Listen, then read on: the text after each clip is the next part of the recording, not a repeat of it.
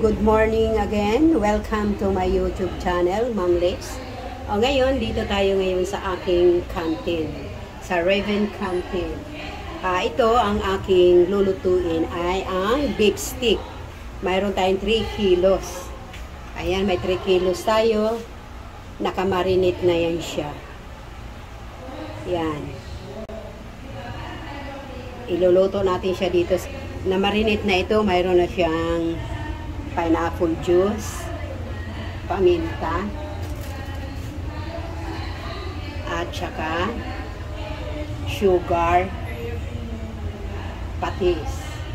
Okay, ngayon, mag-ano na tayo. Yan. Maingay yung ating, ito na lang.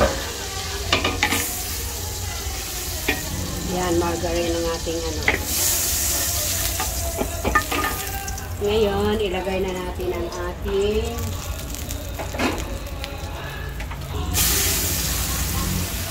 bawang.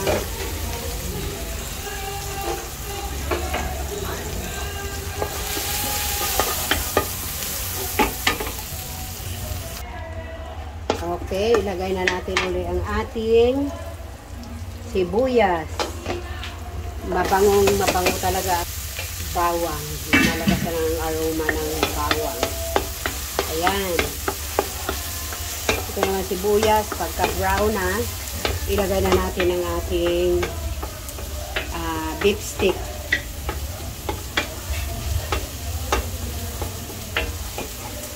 Ayan. Beef stick na naman ang lulutuin natin. Kahapon, caldereta.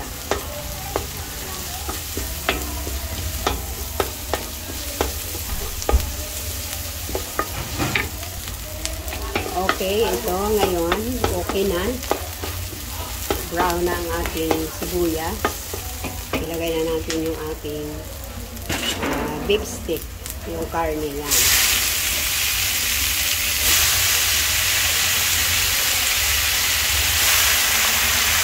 3 kilos.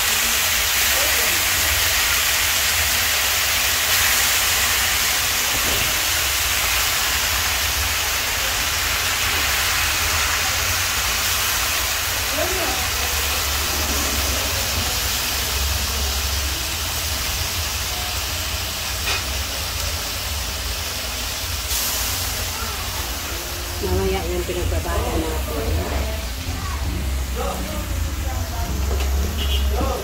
Ito ang pinagbabadan. Mamaya ilagay na natin dito para lumambot siya. Kailangan na ito i-pressure cooker. Mamaya i-pressure cooker natin. Pero masarap kasi yung yung hindi naka-pressure. Yung lumiliit. Lugi sa business. Okay lang pag ulam. Pero pag business, nako, ng dami. More than 3 kilos na ito eh. Okay, itakipan muna natin. Yan, takipan. After 10 minutes, balikan natin. Buksan na natin. At ilagay na natin ang mga ingredients. Yan. Para lalambot siya. Palambutin na lang natin siya na palambutin. May pineapple juice na rin ito. Hindi ko na ipakita sa inyo kasi hindi ko na ma-video sa inyo kung paano i-marinate.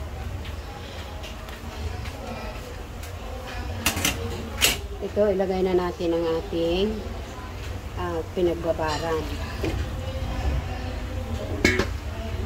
At saka, dagdagan natin siya ng laurel. Tapos ilagay natin yung ating kalamansi. Kalamansi yan, 10 piraso. At lagyan natin ng sugar. At para lumambot talaga siya, lagyan ulit natin ng Sprite. Ayan, Sprite. Ito, Sprite. Yan. Para masarap talaga ang lasa ng ating beef stick. At ang pamintang powder. Lagyan na natin siya ng tuyo. Okay. At the last na yung bacon. Yan, palambutin na natin yan na palambutin. Mga 1 hour. Okay. So, takipan muna natin. Haluin muna natin. Haluin.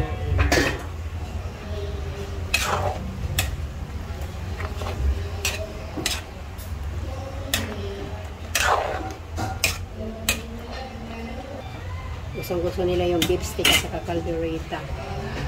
Iba-iba araw-araw ang putahe. Ayan, i-close muna natin. After 1 hour, balikan.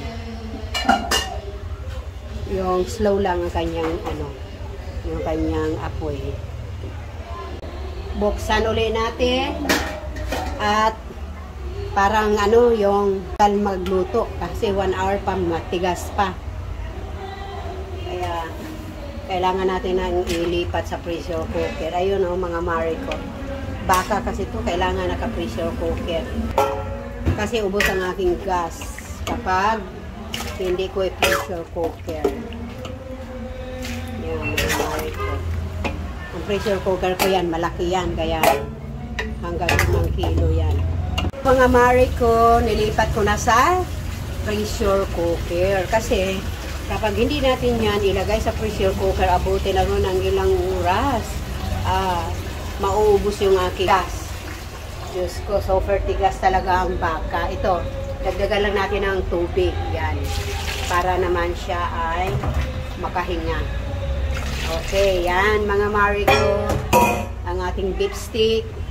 Nilipat na natin dito sa pressure cooker. I-close muna natin. After, 20 minutes lang. Okay na yan. 20 minutes lang. Kasi malambot na yung kanina. Konti. Balikan natin after 20 minutes. 20 minutes na. I-close na natin yung apoy. Yan. Papasingawin na natin.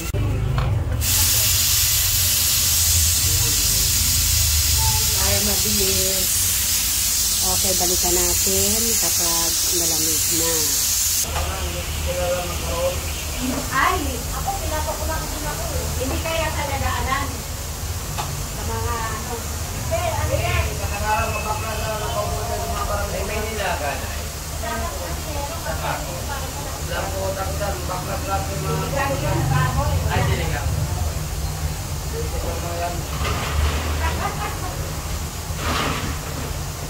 Ako na, first time na nakatanggap ngayon. Diba? Ako rin po, first time na. Hindi kami nakapasok ng baha. Wala nang ingay.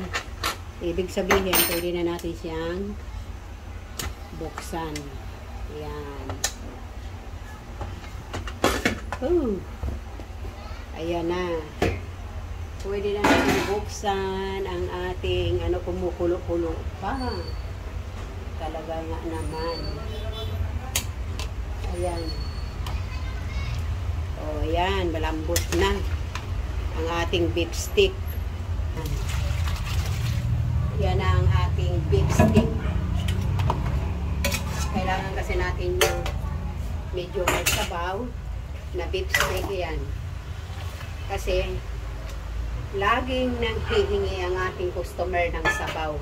Akala mo sinabawan na tinola. Kaya beef stick or adobo, kailangan may sabaw. Okay? Ngayon, ilagay na natin ang bell paper na marami. Yan.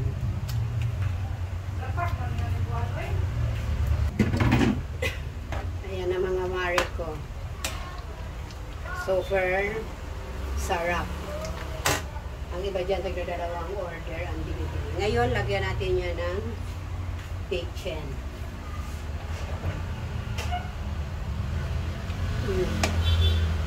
Sarap. Yan.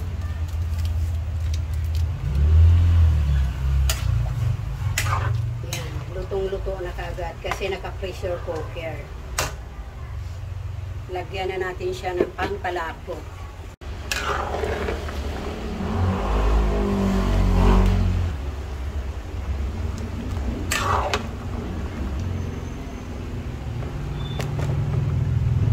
Okay, ready to serve ang ating beef stick. Lagay na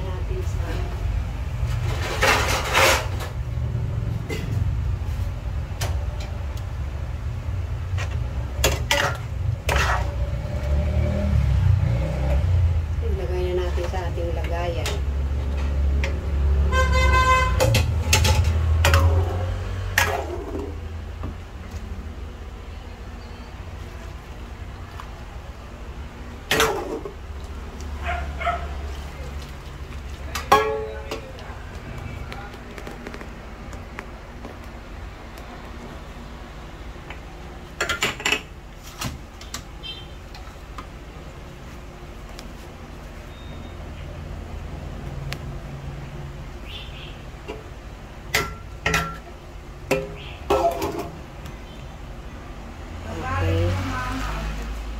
Yan ang ano natin, beef stick.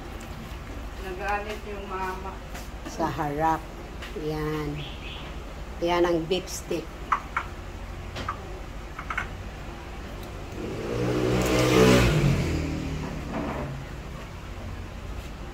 Okay, thank you for watching. Ready for sale na. Okay, thank you for watching. Ready to serve na ang ating